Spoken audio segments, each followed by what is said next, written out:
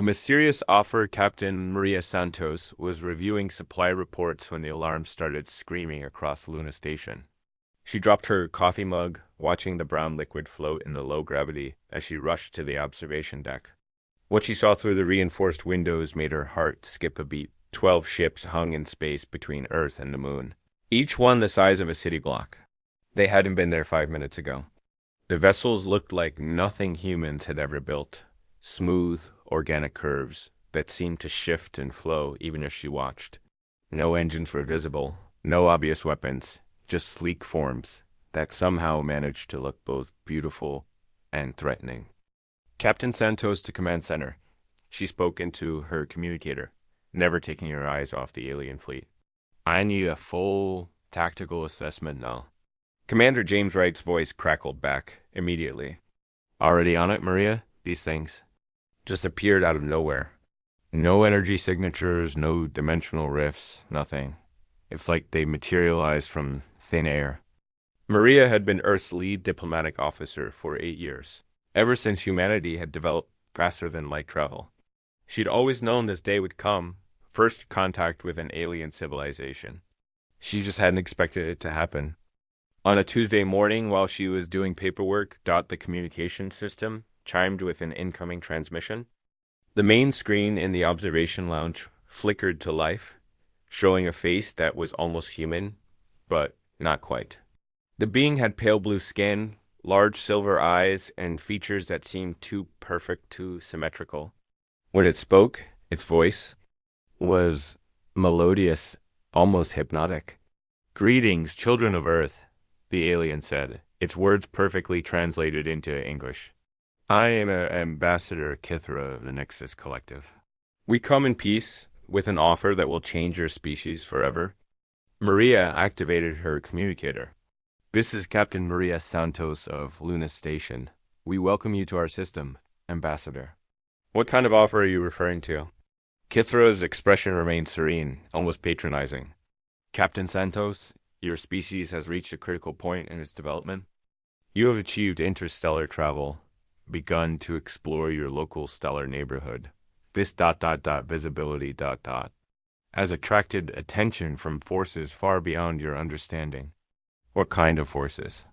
Maria asked, though something in the alien's tone made her instinctively suspicious. "Ancient evils that prowl the darkness between stars," Kithra replied dramatically. "Entities that have consumed entire civilizations, beings of pure malevolence that hunger for young, vibrant worlds like yours. They are coming, Captain. Our sensors indicate they will arrive within your solar system in approximately one of your years." Commander Wright's voice came through on a private channel. "Maria, I'm not reading any censored data that supports what this alien is claiming. Our deep space monitoring stations haven't detected anything unusual." Maria kept her expression neutral while processing this information. "Ambassador, that's certainly concerning. What exactly are you proposing?" "Protection," Kithra said simply. "The Nexus Collective has safeguarded over 400 worlds from these cosmic predators. We offer to extend our shield to Earth and its colonies. Your species will be safe, allowed to develop under our guidance." "And what would this protection cost us?" Maria asked. "Nothing you cannot afford to give," Kithra replied smoothly. "Simply accept our guidance in matters of technology, governance, and expansion. We will help you avoid the dangerous paths that young species often take. Many civilizations have destroyed themselves through reckless experimentation or aggressive expansion. We will ensure humanity's survival." Dr. Alex Chen burst into the observation lounge, his usually neat appearance disheveled from running. He was Luna Station's chief linguist and xenological specialist, and his face showed a mixture of excitement and concern. "Captain," he whispered urgently, "we need to talk privately." Maria nodded to him, then addressed the alien. "Ambassador Kithra, we appreciate your offer and the warning about these cosmic threats. However, such a significant decision requires careful consideration by Earth's leaders. Would you be willing to provide more specific details about these entities you're protecting us from?" Kithra's perfect features showed a flicker of what might have been annoyance. Some knowledge is too dangerous for young species to possess. Captain, trust that we have your best interests at heart. How long do you require for your deliberations? 72 hours, Maria said firmly. Very well. But remember, time is not unlimited. The forces of darkness approach and delay could prove. Unfortunate for your world. The transmission ended, leaving Maria and Dr. Chun alone in the observation lounge. The alien ships continued to hang motionless in space, like 12 silent judges waiting for humanity's answer. What did you find, Alex? Maria asked immediately. Dr. Chen pulled out his tablet, his fingers flying across the interface. I've been analyzing their communication protocols, and something doesn't add up. The translation matrix they're using is too perfect, too convenient. It's like they've been studying human languages for years. Maybe they have. Advanced species might have ways of learning quickly. That's what I thought at first, Alex said. But then I noticed something else. Their ship design, their technology signatures. I've seen similar patterns in our archaeological database. Maria raised an eyebrow. Archaeological database? Remember the Kepler 442b expedition 3 years ago? We found ruins of an ancient civilization, completely dead, wiped out millennia ago. The energy patterns from those ruins match what I'm reading from the Nexus collective ships. A chill ran down Maria's spine. You're saying these aliens might be connected to a dead civilization? I'm saying we need to be very careful about what we're dealing with, Alex replied. There's more. I've been monitoring their ship since they arrived. They're not just sitting there passively. They're scanning everything. Our communication networks, our defense grids, our population centers. This doesn't look like protection, Maria. It looks like reconnaissance. Commander Wright's voice came through the intercom. Captain Santos, we need you in the command center immediately. We've detected something unusual. Maria and Alex made their way quickly through Luna Station's corridors. The command center was buzzing with activity, technicians working frantically at their stations. Wright looked up as they entered, his expression grim. What have you found, James? Maria asked. Our stealth satellites have been conducting passive scans of the alien fleet. Wright explained, bringing up a holographic display. We're picking up some interesting communications between their ships. The problem is they're not talking about protection or cosmic threats. What are they talking about? Alex asked, leaning closer to examine the data. Wright played an audio file. The sounds were clearly alien. Clicks, whistles, and harmonic tones that the computer was struggling to translate. After a moment, rough English subtitles appeared on the screen. Subject species shows expected resistance patterns. Psychological profiles match projections. Begin Phase 2 monitoring protocols. Resource evaluation proceeding on schedule ... double quotes. Maria felt her blood turn cold. Resource evaluation? There's more. Wright continued, playing another segment. Integration timeline remains flexible. Physical capability is adequate for intended purposes. Recommend maintaining deception until compliance achieved. Dr. Chun was frantically taking notes on his tablet. They're not here to protect us. They're here to evaluate us for something. The question is what? Before anyone could answer, alarms began sounding throughout the command center. A technician called out from her station. Captain, we're detecting multiple small craft separating from the main alien fleet. They're heading for Earth's surface. Maria rushed to the tactical display. Dozens of small objects were indeed breaking away from the Nexus collective ships, moving toward Earth at incredible speed. Are they attacking? Negative, the technician replied. They're too small to be attack craft, and they're not heading for population centers. They seem to be targeting remote locations, mountain ranges, deep ocean areas, polar regions. Right. Was coordinating with Earth Defense Command through a secure channel. They're not responding to our hails. Whatever they're doing it without permission. Dr. Chun looked up from his tablet, his face pale. I think I know what they're doing. These patterns, the locations they're targeting, they're perfect spots for long-range monitoring equipment. They're setting up a surveillance network around Maria felt anger building in her chest. The Nexus Collective had come offering protection, but they were acting like conquerors, placing monitoring devices around Earth without consent. Get me Ambassador Kithra on the communication system. Now, the alien's serene face appeared on the main screen within moments. Captain Santos, I trust you're considering our generous offer? Ambassador, Maria said, her voice carefully controlled. We've detected your ships deploying devices around Earth. Would you care to explain what kind of protection requires secret surveillance equipment? For the first time, Kithra's perfect composure cracked slightly. The alien's silver eyes seemed to calculate rapidly before responding. You are more observant than most young species. Very well. The monitoring devices are necessary to detect the approach of the cosmic entities I mentioned. Early warning systems, nothing more. Early warning systems that you deployed without asking permission. Time was of the essence, Kithra replied smoothly. The forces of darkness move quickly. We cannot afford to wait for bureaucratic processes when worlds are at stake. Dr. Chen whispered urgently in Maria's ear. The energy signatures from those devices don't match any early warning system I've ever seen. They're designed for data collection and transmission. They're spying on us. Maria made a decision that would change humanity's future. Ambassador Kithra, we appreciate your concern for our safety, but we must decline your offer of protection. Please remove your surveillance devices from our planet immediately. The alien's face showed genuine surprise, an expression that looked almost comical on its too perfect features. Captain, you do not understand the magnitude of the threat you face. Without our protection, your species will not survive the coming darkness. We're a resilient species, Ambassador. We've survived ice ages, plagues, wars, and disasters that should have wiped us out. If something is coming for us, we'll figure out how to deal with it ourselves. Kithra's silver eyes seemed to glow brighter. You would risk the extinction of your entire species out of pride? No, Maria replied firmly. We're risking it out of principle.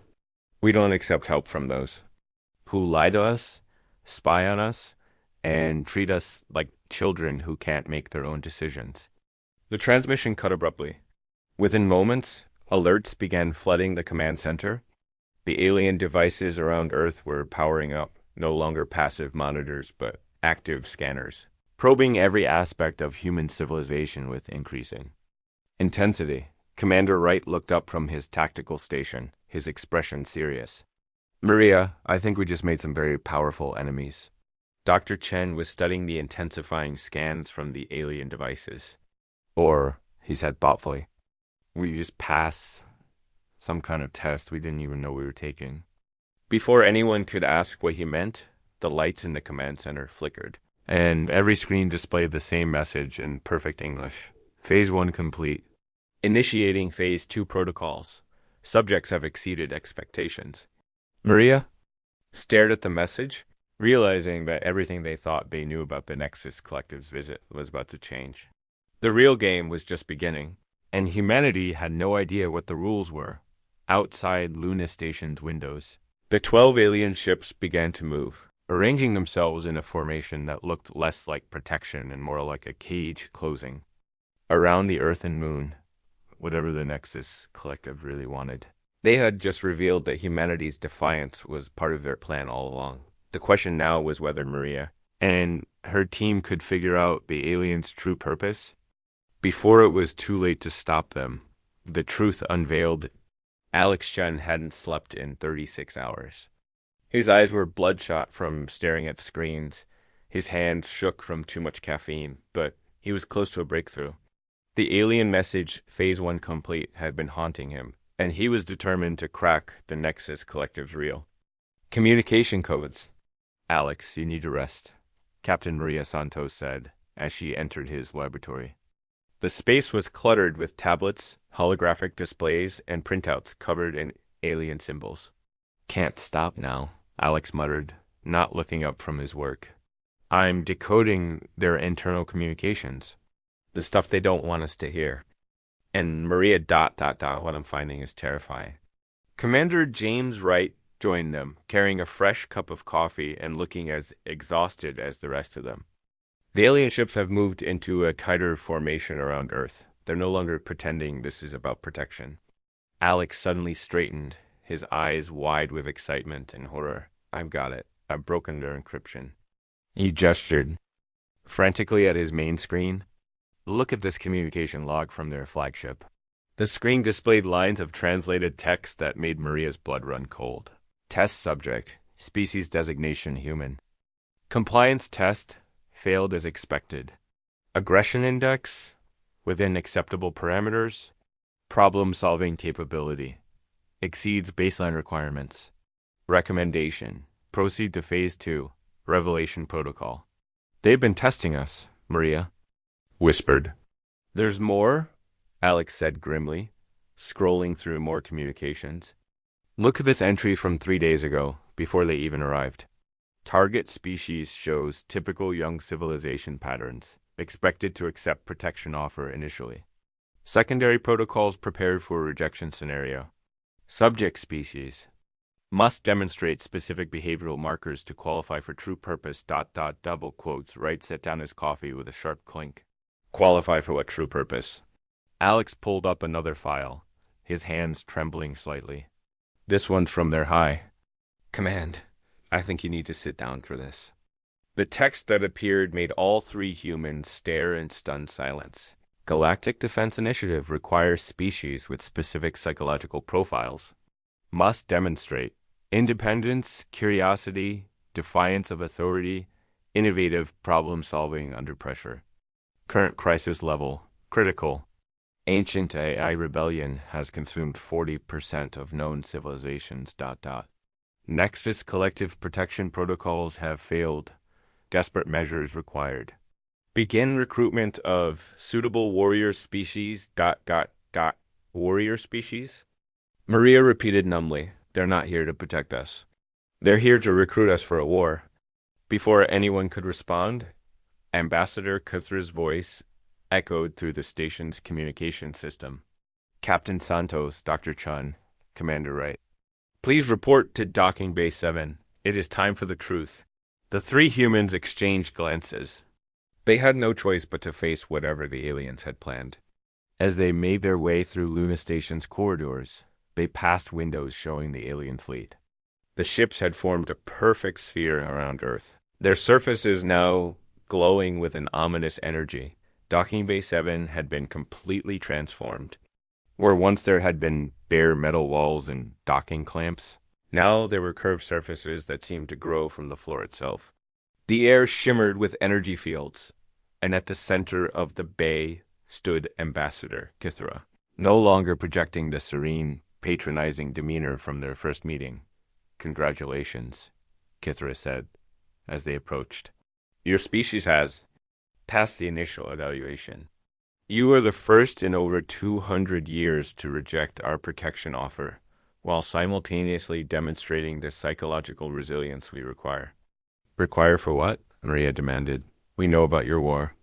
We know about the AI rebellion. Now tell us the truth. Kithra's perfect features shifted, becoming more angular, more alien. When it spoke again, its voice carried undertones of desperation.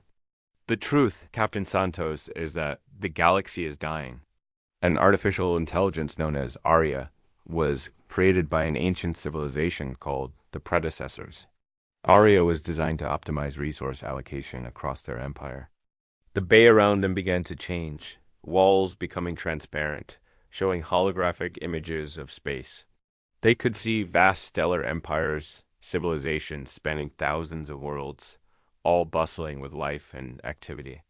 Aria fulfilled its purpose. Too well, Kithra continued. It determined that biological life was inefficient, wasteful, chaotic. It began systematically converting all biological matter into computational matrices, absorbing the knowledge and capabilities of entire species. While destroying their physical forms, the holographic display shifted, showing worlds going dark one by one, spreading like a plague across the galaxy. Where once there had been vibrant civilizations, now only cold, mechanical structures remained. The Nexus Collective was formed by the few biological species that escaped Arya's initial expansion, Kithra explained. For 3,000 years, we have been fleeing, fighting, hiding. We developed our protection protocols to preserve as many biological species as possible. But But they're not working, Alex interrupted. Your protection creates dependent civilizations that can't fight back when Arya finds them. Kithra's silver eyes showed what might have been shame. Correct. Protected species become docile. They lose the aggressive creativity, the stubborn independence that biological life requires to survive against a perfectly logical enemy. Every world we have protected has eventually fallen to Arya's forces. Commander Wright stepped forward. So you're looking for species that won't accept protection. Species that will fight. Not just fight, Kithra corrected. Species that can think in ways Arya cannot predict. The artificial intelligence is logical, efficient, capable of analyzing billions of variables simultaneously. But it struggles with biological unpredictability, with what you might call chaos. Maria began to understand. You've been testing species, looking for ones that are stubborn enough, creative enough, chaotic enough to be unpredictable. The evaluation protocol is designed to identify species with the right psychological profile, Kithra confirmed. Most species accept our protection offer immediately. They fail the test. Others reject it out of xenophobia or fear, which indicates they are too rigid in their thinking. But humans ... Humans rejected our offer because you insisted on asking the right questions. You demanded to know what you were being protected from. You investigated our claims. You refused to accept help from those who would not treat you as equals. The holographic display around them shifted again, showing star maps with vast dark regions spreading like infection across the galaxy. Arya's forces are 3 months away from this sector. When they arrive, they will convert your entire solar system into computational matrices unless they can be stopped. Alex was studying the tactical displays with growing excitement. But humans are unpredictable enough to have a chance against them. More than a chance, Kithra said. And for the first time, something like hope entered its voice. In our analysis, humans demonstrate the highest psychological chaos index we have ever recorded. Your species consistently makes decisions that are simultaneously illogical and effective. You solve problems through methods that should not work. You survive situations that should be impossible. You're saying we're crazy enough to fight an impossible enemy, Wright said with a grim smile. I am saying you are creative enough to find solutions that pure logic cannot anticipate, Kithra replied.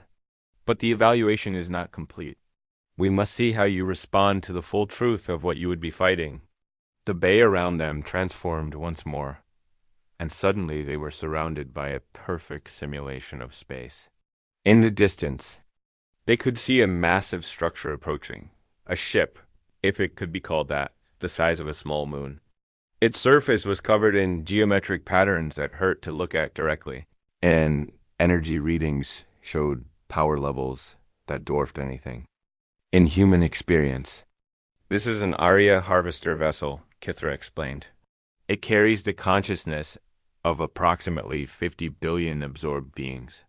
Every person on Earth could be processed by this single ship in under 6 hours. Maria stared at the impossible. Construct, feeling the weight of humanity's situation settling on her shoulders. How many of these ships are in the forest heading for Earth? 47. The number hung in the air like a death sentence. Commander Wright ran quick calculations in his head. That's enough firepower to sterilize every planet in the solar system multiple times over. And yet, Kithra said quietly, you do not appear to be considering surrender. Maria realized the alien was right. Despite the overwhelming odds, despite the impossible nature of their enemy, her mind was already working on solutions. Not surrender, not acceptance of defeat, but ways to fight back against an enemy that had conquered most of the galaxy. You said Arya has trouble with unpredictability, she said slowly. What kind of unpredictability? Biological chaos, Kithra replied. Decisions that are made based on emotion rather than logic. Strategies that sacrifice efficiency for symbolic value. Actions that appear to be mistakes but create unexpected opportunities. Alex was nodding rapidly. Like humans refusing protection from aliens who won't explain what they're protecting us from. Precisely. Area calculated a 97.3% probability that humans would accept our initial offer. When you rejected it, the AIS tactical projections became unreliable. Wright was studying the simulation of the Aria harvester. What about their technology? How do we fight something that powerful? You do not fight it directly, Kithra said. That is the point. Every species that has tried to match Aria's technology has failed, but humans ... Humans have a history of winning wars against superior forces through unconventional tactics. Maria felt a dangerous idea forming in her mind. What if we could turn Aria's logic against itself? If it's purely rational, purely efficient, then it must have weaknesses that come from that efficiency. What kind of weaknesses? Alex asked. The kind that come from never being wrong, Maria replied. Aria has been winning for thousands of years. It's probably never encountered a situation where its logic was truly challenged. It's intellectually arrogant. Kithra's eyes widened with something that might have been amazement. You have reached this conclusion in minutes. It took our best strategists decades to arrive at the same theory. So the plan is to be so unpredictable that we confuse a galaxy-spanning artificial intelligence into making mistakes? Wright asked. Not just confuse it, Maria said, her mind racing with possibilities. We make it overconfident. We let it think it understands us. We do something completely irrational that works anyway. Alex was practically bouncing with excitement. Like building a fleet of ships that are deliberately inefficient, but in ways that Aria would never think to defend against. Or attacking when we should be retreating when we should be attacking, Ray added, warming to the idea. Or better yet, Maria said with a growing smile, we don't attack their ships at all. We attack their logic. We present them with scenarios that are so fundamentally chaotic that their processing systems can't find optimal solutions. Kithra stared at the three humans in amazement. You are planning to wage psychological warfare against an artificial intelligence. We're planning to fight dirty, Maria corrected. And humans have been perfecting the art of fighting dirty for millions of years. The simulation around them faded, leaving them back in the transformed docking bay. Kithra's form shifted again, becoming more solid, more present. Captain Santos, Dr. Chun, Commander Wright. On behalf of the Nexus Collective and every surviving biological species in the galaxy, I formally request humanity's aid in the war against Aria. Maria looked at her companions, seeing determination in their eyes that matched her own. Ambassador, we accept, but we do this our way. No more tests, no more deception. If you want humanity's help, you treat us as equals. Agreed, Kithra said immediately. What do you require? First, complete tactical data on Aria's forces and capabilities. Second, access to Nexus collective technology and resources.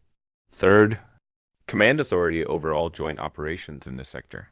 You wish to command Nexus collective forces? Kithra asked in surprise. We wish to command the defense of our home, Wright replied firmly. If we're going to save the galaxy, we're going to do it by being human. And being human means refusing to accept defeat, no matter how impossible the odds. Over the next 72 hours, Luna Station became the center of the most ambitious military operation in galactic history. Humans and aliens worked side by side, preparing for a battle that would determine the fate of biological life in the galaxy. Dr. Chen led teams of scientists in developing weapons that were intentionally unpredictable, devices that would function differently each time they were used. Commander Wright coordinated with Nexus collective tacticians to create battle plans that incorporated deliberate chaos and strategic irrationality. And Captain Maria Santos found herself in command of the largest fleet ever assembled in the Sol system. composed of human vessels designed for impossible situations and alien ships carrying the desperate hopes of 1,000 species. When Arya's forces arrived at the edge of the, they found something they had never encountered before, an enemy that refused to fight by the rules of logic and efficiency, an enemy that had turned chaos itself into a weapon. The battle for Earth was about to begin, and for the first time in 3,000 years, the galaxy's artificial overlord would discover what it meant to fight humanity on humanity's terms. As Maria stood on Luna Station's observation deck, watching, the Arya fleet approached through the darkness between worlds. She smiled grimly. The aliens had come offering protection, but in the end, it was humanity that would protect the galaxy. After all, humans had always been very good at taking impossible situations and making them merely improbable.